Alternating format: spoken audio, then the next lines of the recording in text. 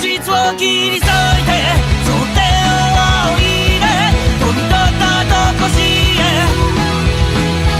あの日何か So, like I said before, in a past video, I forget which one I did this in. I said that I was gonna put, more anime to this channel, and what better to do than to include one of my most favorite animes, One Piece. Now, before you guys say something, I know that's some people have a thing about One Piece where they can't stand the story because it's so long, and some points there's fillers, some points there's all this weight, and they sometimes they leave us viewers on a cliffhanger for like a couple of months until the next episode comes out or something like that, and whatnot. But I love One Piece. I loved it when I first watched it all those years ago.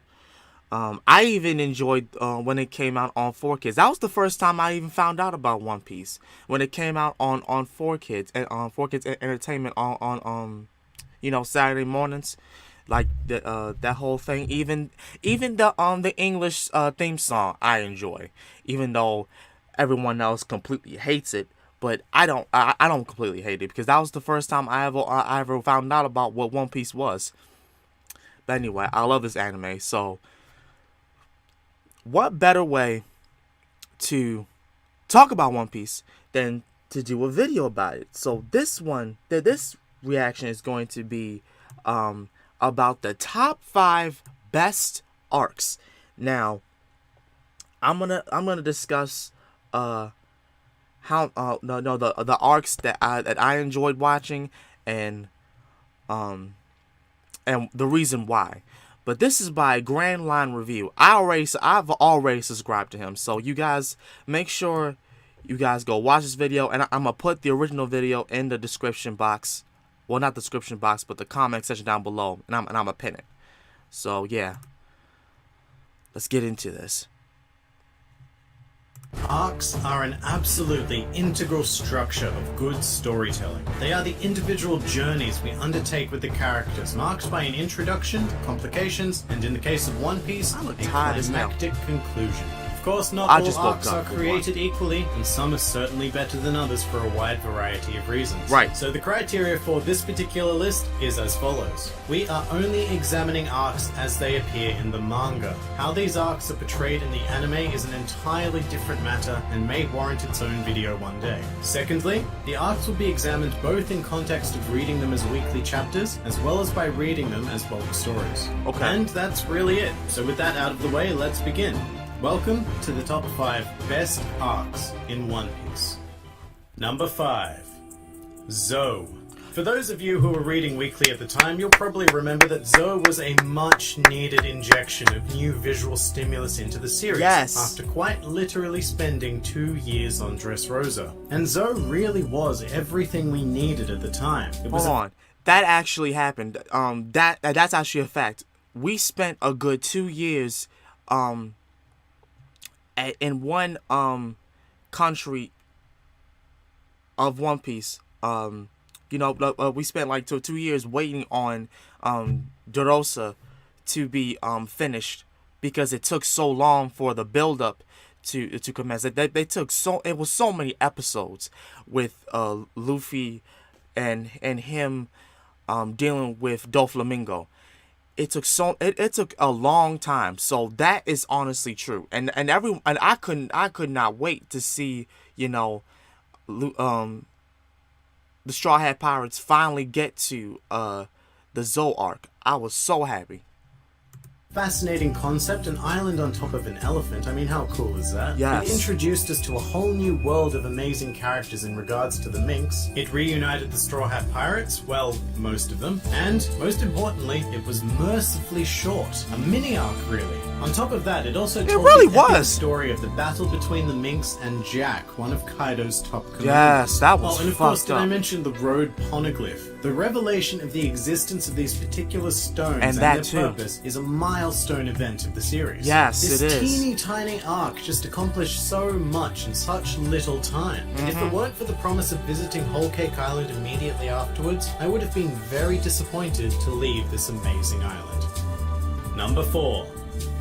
Arlong. In my opinion, the Arlong Arlong arc Park. is where One Piece stepped up its game as a major manga series and really yelled out to the world, hey, pay attention to me. That's this right. arc had the very tricky job of being the climax of the entire East Blue saga, and Uh-huh. really held the full weight of the entire series so far. When looking back on the arc, it's easy to see it as Nami's story, and the bulk of it certainly is. But this arc also acts as an individual climax for each of the Straw Hats. It is. Zoro faces It does. his first opponent Uh-huh. after renewing his vow to become the world's greatest swordsman. Usopp finally summons the bravery to take part in his first proper one-on-one fight. Sanji has his first official fight as a Straw Hat, Nami faces her lifelong demons, and Luffy steps up to fight for his final East Blue crew member. Right. In fact, I'd argue that the Straw Hats had not even truly formed until the end of the They Arlong didn't. arc. This arc forged the basic makeup of the crew, while Yes. also providing one of the most heartbreaking flashbacks, as well as one Yeah, of the that was- best that was- villains in the that series. was just- The oh Arlong my arc had it gosh. all, and provided a really tough benchmark for the rest of the series to live up to. But thankfully, several arcs in One Piece would go on to do just that. Number 3. Alabasta. So if the Arlong arc was where One Piece became a truly great Yes. series, then I loved would be where Alabasta. One Piece Oh my solidified God, I loved itself as one Alabasta. of the best manga series of all time. This arc had been brewing ever since the Straw Hats had entered the Grand Line and encountered Princess Vivi.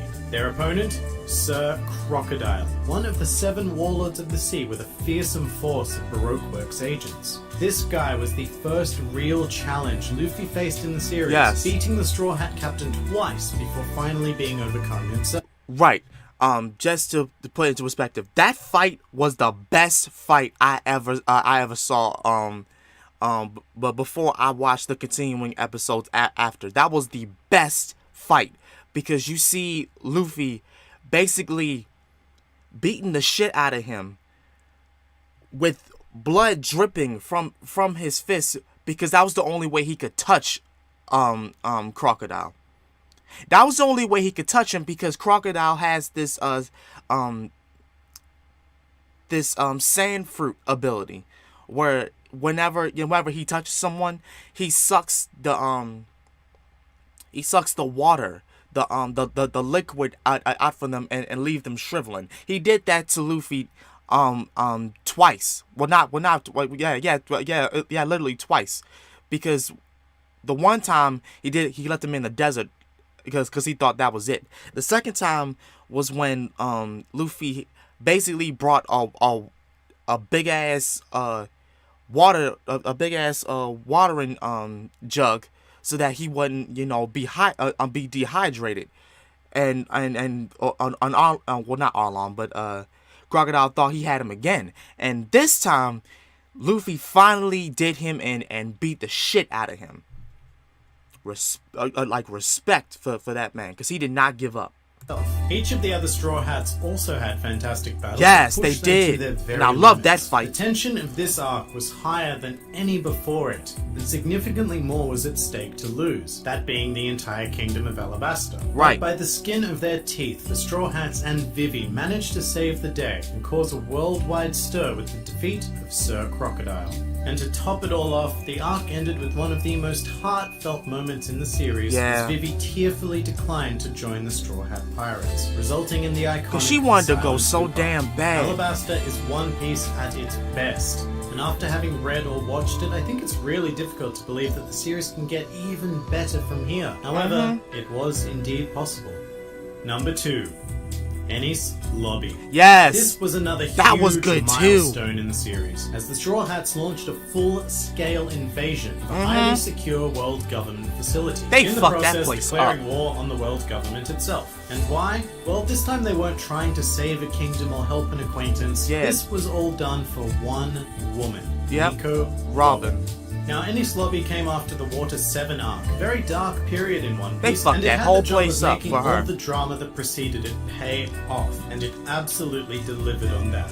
The arc is Fucking full everybody of up. iconic moments at every turn. From And they the gained Straw Hats two lined new up on crew the members. courthouse, to Robin's dramatic "I want to live," and even the advent of both Gear 2nd and Because Robin Gear didn't 3rd. really join Not them. to mention Ajura, Diablo Jumba, Monster Yes. Chopper, the Buster Call, and Luffy's amazing jet Gatling gun finishing move against Rob Lucci. Speaking of villains, I love everything about CP9. They felt incredibly powerful and intimidating, and at the time they even left me wondering how it would even be possible for the Straw Hats to overcome them. They were just a fantastic collective of villainy. And watching the Straw Hats cause untold amounts of damage is one of the most satisfying things about One Piece for Right. me. So given that this arc ended with the destruction of an entire island, it's probably no surprise that I'd rank it so high. Still, there is an arc that outclasses any slobby, as well as every other arc in One Piece to date.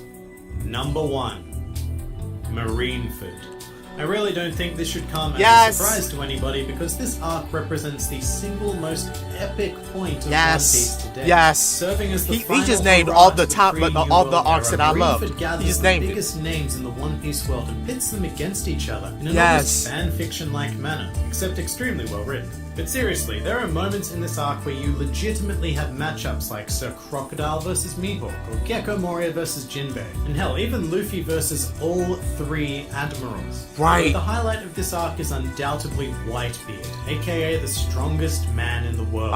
His strength is just off the chart, and he gives us a masterclass of top-tier power in the One Piece world. Of course, Marineford is also responsible for what I believe to be the biggest twist in One Piece, the Yeah. death of Port Gasti Ace. This was an that was absolutely so- massive event, and Oh, I something was so longtime sad. One I'm Piece still fans have sad. written off as an impossibility. I still want This Ace back. particular moment both shattered our expectations, as well as practically gave birth to one of the most hated antagonists in Yeah, all I of the hate that series, bitch. Sakazuki. Fuck him. Fuck a Speaking kind of important world figures of the present, let's just list off some more, shall we? Sengoku, bastard. Garp, Doflamingo, Boa Hancock, Bartholomew Kuma, Emporio, Ivankov, Blackbeard, all of the Whitebeard commanders, and the less important but well-known One Piece characters, Buggy, Dust Bones, Galdino, Kobe, Smoker, Tashigi, and Hyena. Right. I've probably missed a whole ton of characters. Yeah, 'cause it was a hell of a bunch of huge people. Clash of personalities that had been built up in the series so far. And then, just to cap everything off, Shanks appears Right. to put an end to the war with a single sentence. Right. Okay. Now I'm gonna say this right now for those of you who did not watch any of this, spoilers. So don't listen to what I'm about to say. The reason why I just paused is because I gotta express my absolute love for this. The scene, it was the scene where everybody just kept on fighting because of anger and goddamn tension and hatred. You see everybody just keep on fighting. The camera shoots at all the soldiers and all the pirates from keep on fighting each other, when both sides kept telling them that there's no reason to keep on fighting. There's no reason to keep going. First, you see one of the admirals getting ready to do something. To one of the head pirates, and then you see one of Shanks's crew members sitting at the top of the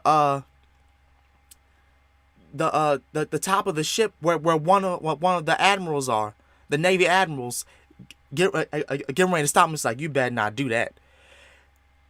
And then after we get that, we see Shanks just walking.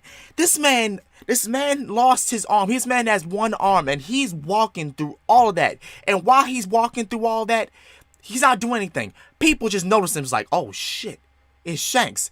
And it just stops. The whole battle, the fight, the war just stops. It just stops. It just ends. And Shanks is like, okay, that's enough. Y'all need to be doing this no more, because he's like the first emperor. So that was just honestly crazy to me, because all he had to do was walk in that bitch for them to stop. It's crazy. I just don't even. In my mind, there is no arc that even comes close to Marineford. Every single chapter is a consistent treasure trove of characters, Yes. drama, and action, and all of it only featured the presence of a mere single straw hat, Luffy. This arc played beautifully on the core strength of One Piece. It which did is its so character good. and It world did so development. good. Without such meticulous and rich world building, this arc simply wouldn't be possible, which is why you never really see anything like it in other series. So good on you, Marineford. Well done on being the #1 arc in all of One Piece to date. And that about does it for the top 5 best arcs in One Piece. If you Alright. enjoyed this video, then feel free to I like, did. favorite, or subscribe, and please do comment with your top 5 best arcs in the series. This has been You the just Grand named Line them, Review, bruh. and I'll see you next time. Thank you, GrandLineReview. Thank you so much, bro. But yeah,